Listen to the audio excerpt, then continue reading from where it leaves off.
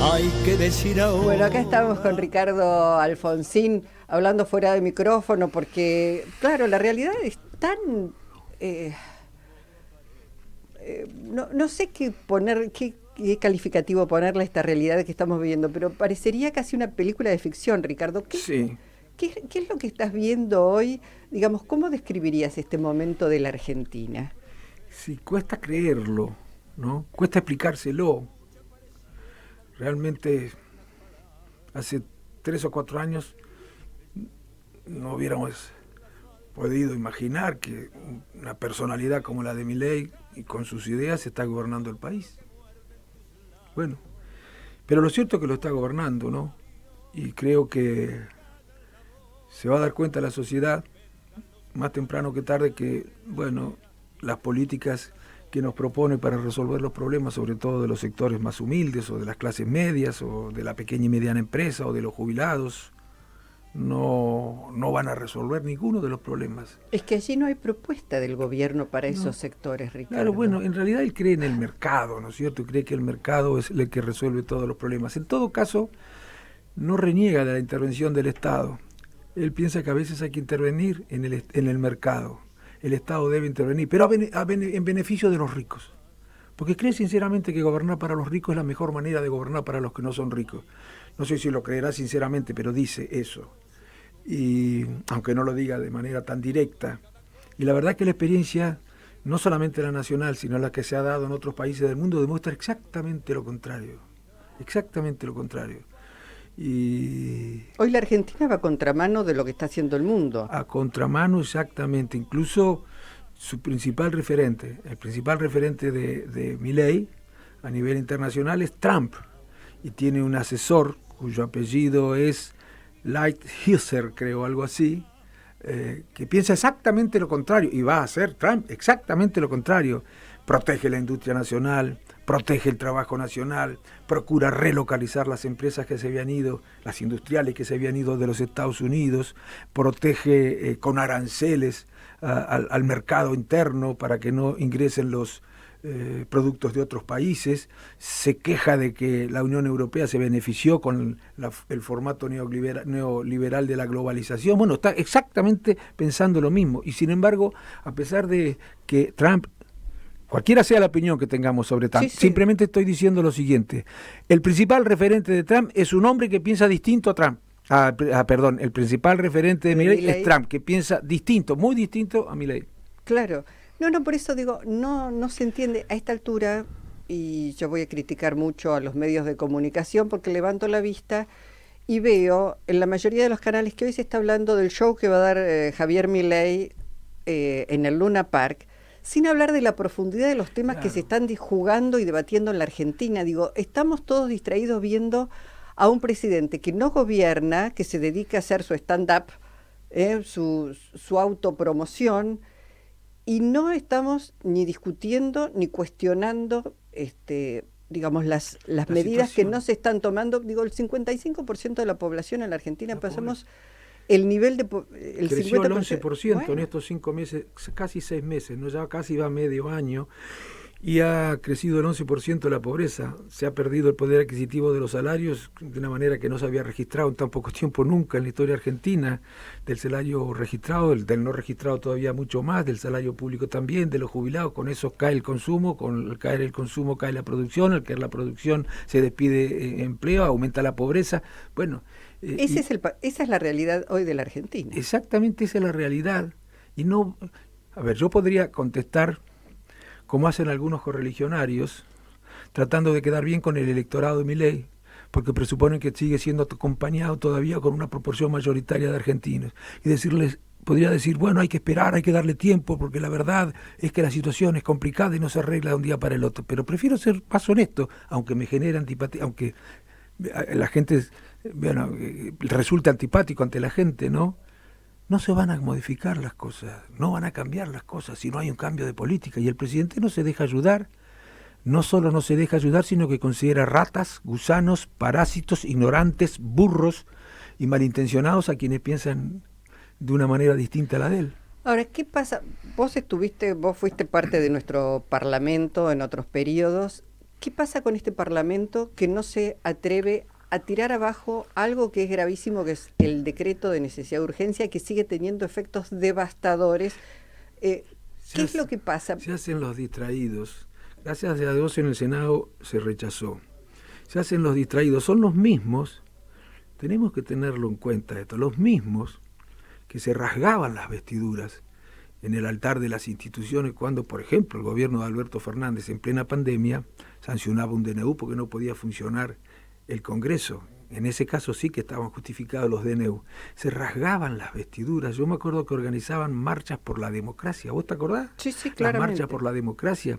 Me acuerdo que habían publicado documentos en los que se afirmaba que nunca, como en el año, esto era en el año 2021 más o menos, ¿no? Que nunca había estado tan en riesgo la democracia desde 1983. Una cosa absolutamente arbitraria y traída de los pelos.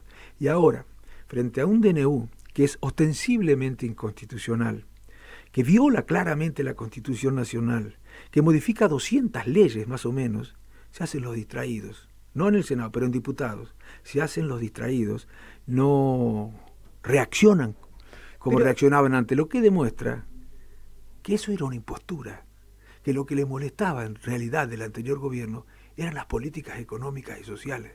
Eso era lo que les molestaba. Después, si alguien, un gobierno que aplica políticas que a los que se quejaban antes les parecen buenas, se hacen los distraídos, aunque utilice recursos que no están previstos en la Constitución Nacional. Porque esto me llama la atención, vos lo marcas con muchísima claridad. Se sigue debatiendo, en este caso, bueno, una ley que le daría legalidad, entre otras cosas, a ese decreto de necesidad de urgencia, pero digamos que es francamente inconstitucional. Entonces, no se entiende, ¿es miedo? ¿Es haber abandonado posiciones? ¿Es pensar en el interés personal algunos diputados y diputadas? ¿O es un convencimiento ideológico? No, es un poco de todo eso que vos decís. Hay muchos que están queriendo sintonizar con lo que consideran la opinión pública mayoritaria para despegarse en su momento, cuando la sociedad ya se empiece a enojar. Seguramente si eso llega a ocurrir, los mismos que están hoy diciendo las cosas que dicen van a decir que nunca las dijeron. Es un poco que no existe realmente un compromiso con las instituciones de la República, tienen doble vara. Para ellos las cosas no son buenas o malas en sí mismos, son buenas según quien las hace. Bueno, y lamentablemente en este tipo de comportamientos ha caído la Unión Cívica Radical. Es una vergüenza, sinceramente, es una vergüenza. Y te voy a decir algo, mira, porque está instalada la idea de que Cambiemos, el gobierno de Cambiemos, fue un gobierno que fue respetuoso con las instituciones, se ha instalado esa idea, a pesar de que la experiencia o la realidad demuestra que las cosas no eran tan así. Mira, te voy a decir, Cambiemos, ya han pasado 10 años, ¿no?, de que se hizo este acuerdo. Cambiemos no representó ninguna mejoría en la calidad de vida de la sociedad, no representó ningún cambio en este sentido. Bueno, por eso perdió las elecciones. La situación social y económica cuando dejó el gobierno, cuando terminó el gobierno, era peor que la que existía al momento en el que asumió. Pero además, desde el punto de vista institucional, tampoco representó ninguna mejoría ni calidad institucional. En la calidad institucional, te cuento, mira, para mencionarte 3 casos nada más. Comenzó el gobierno nombrando jueces de la Corte por decreto. Eso es un sacrilegio. Sí. Eso es un sacrilegio republicano. Bueno, pero además después, yo me acuerdo que decían, hay 2 leyes que para mí hay que modificar en la Argentina, yo sigo diciendo lo mismo. Una es la ley que reglamenta los DNU, es muy mala, y están empezándolo a reconocer también ahora los amigos de Unión por la Patria. Y la otra ley que es mala, o por lo menos contraría la Constitución, si no les gusta lo que prevé la Constitución, no la violen, cambiémosla. Es la que dispone la integración, la que desde el año 2006 dispuso la integración del Consejo de la Magistratura. Bueno, esas leyes fueron muy criticadas por Cambiemos. Incluso decían que la necesidad de lograr que las instituciones funcionen era la idea fuerza de Cambiemos la que justificaba que se reunieran fuerzas que piensan tan distinto. Bueno, mira, ninguna de esas 2 leyes se modificó. Cuando terminó el mandato ¿las usaron? Sí, mucho. Cuando terminó el mandato de Macri o de Cambiemos, Ni una coma se modificó la ley que reglamenta los DNU. Ni una coma se modificó en la ley que dispone la integración del Consejo de la Magistratura. Entonces, ¿a qué conclusión llega la gente? Tendría que llegar. Bueno, que era nada más que republicanismo retórico. En todo caso, yo creo que la sociedad argentina sigue dividida entre peronismo y antiperonismo. Sí. Vos sabés que creo que ese Sí. es uno de los... Digo, hoy tengo la impresión de que a un radical que va a votar junto con alguien de Unión por la Patria le dicen vos sos kirchnerista o peronista y se asusta como Sí, si fuera tal la cual, mancha tal venenosa. cual. Bueno, eso es pérdida de calidad de la política, pérdida de sentido de la responsabilidad en lo político. ¿Cómo van a dejar de votar una cosa que creen que es buena para el país porque Unión por la Patria vota en la misma dirección? Eso no se puede justificar eso, ¿no? Eso es la negación de la política. Pero y eso existe, claro. Y mira, aprobaron la ley base en diputado media sanción. Eso es una vergüenza. Sobre todo el RIGI. Yo creo que se va a hablar en un tiempo más, cuando se escriba la historia de estos años, se va a mencionar el proyecto de ley bases, sobre todo el capítulo que contiene el régimen para incentivar inversiones, se va a mencionar como un proyecto paradigmático de agresión al interés nacional, que fue aprobado además por el Congreso Nacional, por el diputado, ¿no? Esperanzas, Que el Senado no esperanzas, pero digo, bueno, en senadores ya sabemos, no sale, tiene que volver a diputados. Sí, señor. ¿Vos crees que se va a terminar aprobando? Yo creo que sí, pero con muchos cambios. Para mí lo peor que tiene ese régimen, esa ley es la del RIGI. Eso es una barbaridad, pero es una barbaridad. No sé cómo lo pudieron votar partidos que se dicen populares. No solo la Unión Cívica Radical lo votó, otros partidos o otros dirigentes que se dicen, bueno, que dicen que defienden el interés nacional, que defienden el interés general, pudieron votarlo. No sé cómo pudieron votar el RIGI, ese esperpento. Pero además, la facultad de delegaciones. Claro. ¿A vos te parece que podés, porque qué es, para que la audiencia entienda, qué es qué facultades pide que le deleguen el presidente? ¿De qué facultades se tratan? Es algo así como si el presidente de la República le pidiera al Congreso que le permita dictar sentencias, ¿no? El presidente no puede sancionar leyes, salvo en casos excepcionalísimos frente a ciertas circunstancias, que no se dan ninguna en esta ocasión. Entonces, pero le pide al Parlamento que le permita dictar leyes. ¿Para qué? Para reformar el Estado. A una persona que dice que el Estado es una organización criminal, a una persona que odia lo público, a una persona que dice, como dijo en España, que el Estado era una institución maldita. ¿Cómo le vas a dar facultades legislativas para reformar al Estado sin debate, sin discutir con la oposición, sin saber por qué razón hace las cosas?